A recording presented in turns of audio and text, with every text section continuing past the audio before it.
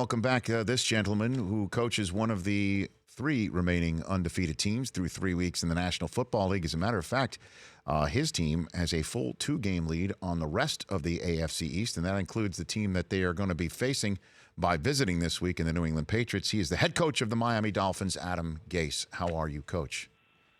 I'm great, Rich. How you doing? I'm doing just fine. 3-0 right now. And how does one continue winning football games in the National Football League after starting as well as you do? What would be the plan on something like that? I think really the biggest thing for us is just resetting every week, realizing whatever happened in the past, we have to learn from it and focus on the task at hand, which is, the next opponent that we have for the following week. And checking in with players to see if they're reading any clips or anything like that. Do you ever give any messages on that front? I think our biggest message that we really try to explain to our players is don't read into anything. We do the best we can as far as trying to keep guys off Twitter and Instagram. It's never going to happen, but just reading anything that's negative, positive, it really doesn't matter. It swings from week to week. The NFL is it feels like if you were in a different sport, it'd be like 10 games in baseball. So you have to stay focused with what you're doing. It's just the swings are just too great. Yeah, it is amazing how things, as you point out, things can totally change. For instance, nobody gave a team in your division, in the Bills, a chance at all after week one, and less than 14 days later, they take care of the Minnesota Vikings. How much are you going to rely on what you did against the Patriots last time you faced them on that Monday night contest last year and employ this week, Coach? I think we're two different teams. At least as far as us, I'm talking about. We're just different compared to what we were last year. I think they've made some changes as well to where, they're doing a few different things, and they're doing some of their same things they've done on defense in the past. But there's a different guy calling it, and there's a different flavor. And offensively, they got different targets and players that they're working with. So I think it's so early in the season. We're both really trying to really find our way to figuring out who we're going to be long term, both teams. So it takes time to really establish who you're going to be throughout the season. And, this being the fourth week of the season, I think we're both still trying to feel that out. Well, let's walk through the season so far with you, Coach Gase. I mean, week one, I've never, seen a game, having done the NFL Network thing for sure over the last 15 years, 16 seasons. I've never seen a game with 2 weather delays as long as the one that you went through. How in the world were you keeping your guys mentally ready, still physically ready, twice during that day in that week one win over the Titans? Well, I think we were all convinced there was just going to be one. So in that first one, we were really talking about what was going to happen from then on out. We knew there was going to be a shorter halftime, so we weren't coming back in. So we were really doing a lot of our halftime adjustment type things in that time frame, and they kept pushing the time back, which that was probably more frustrating for our players. I mean, as a coach, we're able to keep discussing things that happened already in the game, so you're afforded more time, which isn't a bad thing. We did kind of felt like we were turning a corner in that game when they kind of had that first break. I mean, it was pretty steamy out. The temperature was up there, and we were starting to move the ball a little bit. We were hoping to use that to our advantage, and that kind of became a disadvantage for us. It gave them a chance to recover and regroup. And, the second one was they told us right away it was going to be a while. And it was really getting guys off their feet. A lot of guys were, grabbing something to eat. Thankfully, we had a lot of food down there in the locker room to where guys could really not just lose all their energy, and we had plenty of things for them to eat down there. So nobody put a movie on, is what you're saying? Nobody just flipped on the tube? No. Netflix? No, we didn't do that, but I felt like guys did a good job. They were kind of hanging out in groups and talking football and really just trying to just stay focused on what we had to do. That was the biggest thing. We just wanted to make sure that we figured out a way to win that game, and I think guys were really, really into doing what was right and just stay focused what we were doing. And then there's week 2, a road trip in division to the Jets, fresh off of Sam Darnold doing what he did on Monday Night Football, and everybody got caught up in that. And when I say everybody, I mean the national media. I raised my hand saying I got caught up in all of that as well. And you went in and put the bang thing on that kid. What did you see out of Darnold, knowing that you perhaps might be seeing him quite a bit over the next several years, Coach? Well, being his first home game, and we knew it was going to be, the crowd was going to be lively and loud, and it was going to be a great atmosphere to play in. And like our guys stayed focused on what we were trying to do, which was create pressure on him, try to stay as tight as we could coverage-wise. You know, he moved the ball. There was times where they were moving the ball well, and we were able to get a few turnovers, and we got a good jump as far as a short field on one of them, and we put it in the end zone, and then we were up 20-0 there at halftime, and then they really put the clamps down on us on defense in the second half, and then they started moving the ball, and we had they had a chance to really probably swing that game, and Xavier Howard made probably one of the better interceptions that I've ever seen, and that really helped to at least calm everything down for us, and it was a battle for the next quarter and a half. And then you come home and you fall down early to Oakland, and Tannehill was terrific. I mean, he had one of his best games maybe as a professional. What have you seen in Ryan Tannehill, Coach, that made you want to stick with him throughout his knee injury, stick with him coming back from it? What do you see in Ryan Tannehill that you have been able to glean and use successfully?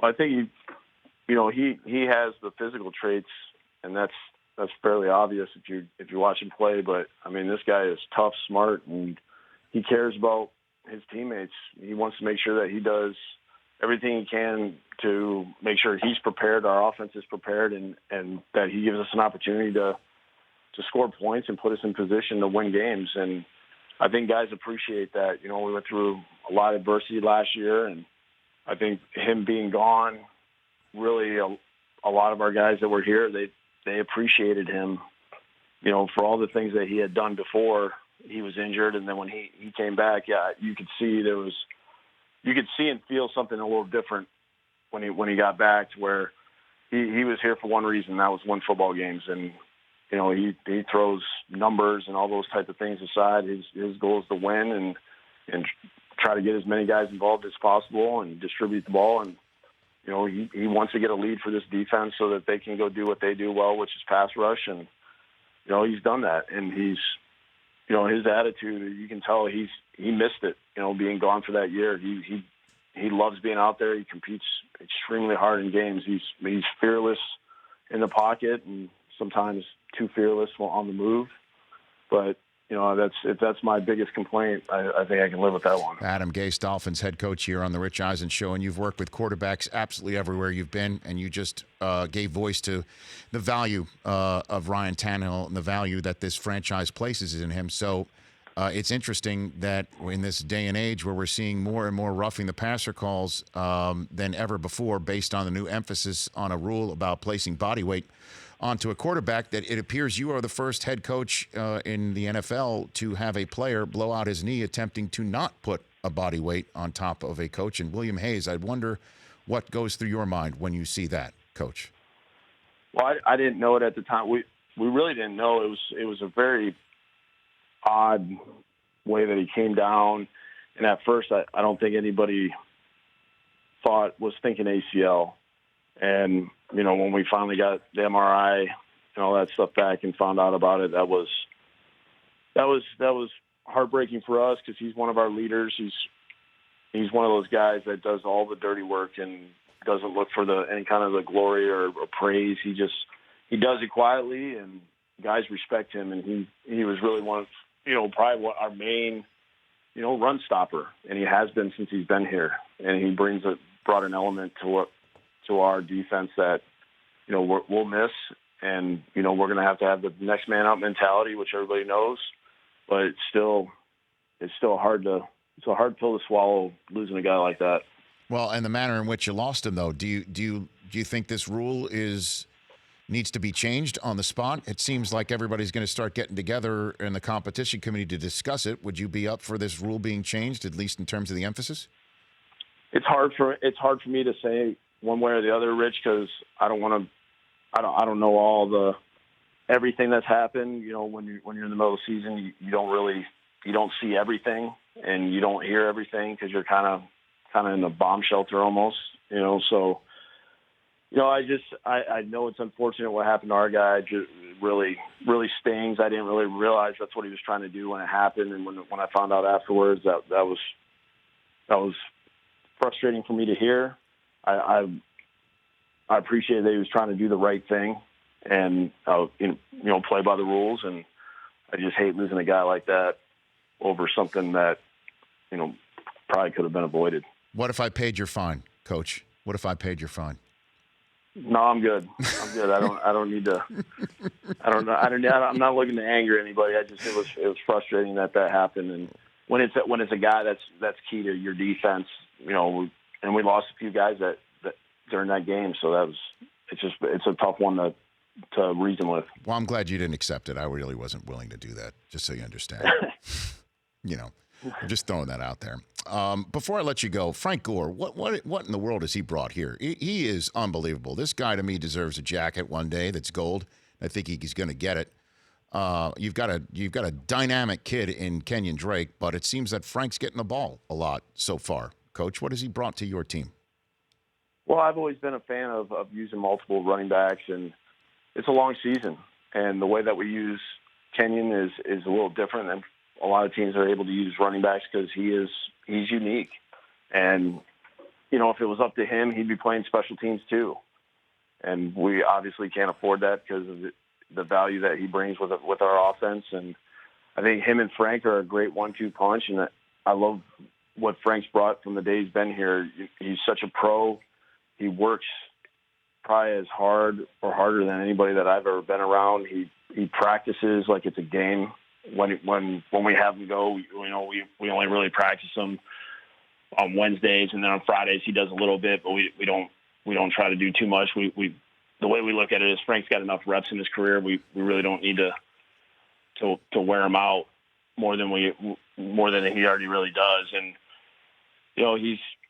he's rare. I don't know if there's really a lot of guys that I've ever even been around that are as close to a pro as that guy. And we actually wrote up the names that are in front of him on a board one day, and it's unbelievable to think that Emmitt Smith, Walter Payton, and Barry Sanders are the only three guys in front of him. That just shows what an amazing career he's had so far. You're on +1 on that one, Coach.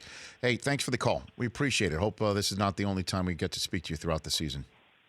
All right, Rich, just make sure that you keep your trend of not picking us. See, I knew you were going to go there. Hold on a second. Adam, Adam Gase, I just sensed it. I knew we were going to go in that direction. You must have missed week 1 NFL Game Day morning when I was the only one on the panel that thought that you would beat the Tennessee Titans. I must admit. We'll have to go to video. You go to that because I'm going to question that. Excuse me, sir. And it stings though. It stings even more though that Mooch and Kurt, two guys that are supposed to be champions of the fan club, are constantly picking against us. You know what? Again, the eye in the sky of week 1 will not lie when you check that tape. And I am more than happy to provide a link to you and the rest of the staff there. Now week two, I got to be honest with you. I'm from New York City, as you know. I got caught up in the Darnold mania. I got caught up in it, and I think that video probably landed on your desk. I totally get it. Week 3, Musburger came on here and said he liked the Raiders, and I say mea culpa.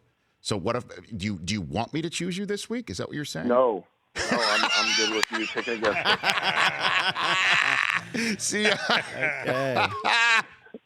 okay, consistency. You know what happened? I think I saw week 2, and I may have saw week 3 that.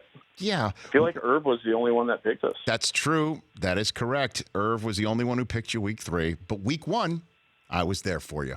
And I saw you. I think I was getting ready. I had my poncho on. That's right. Exactly. You're ready for 2 weather delays. Delay. Exactly. All right, Coach. Thanks again for being on the show and clearly keeping an eye on things. I appreciate it. All right, Rich, have a good one. Right back at you. That's Adam Gase, coach of the Miami Dolphins, here on The Rich Eisen Show. The Rich Eisen Show, weekdays at noon Eastern on Audience.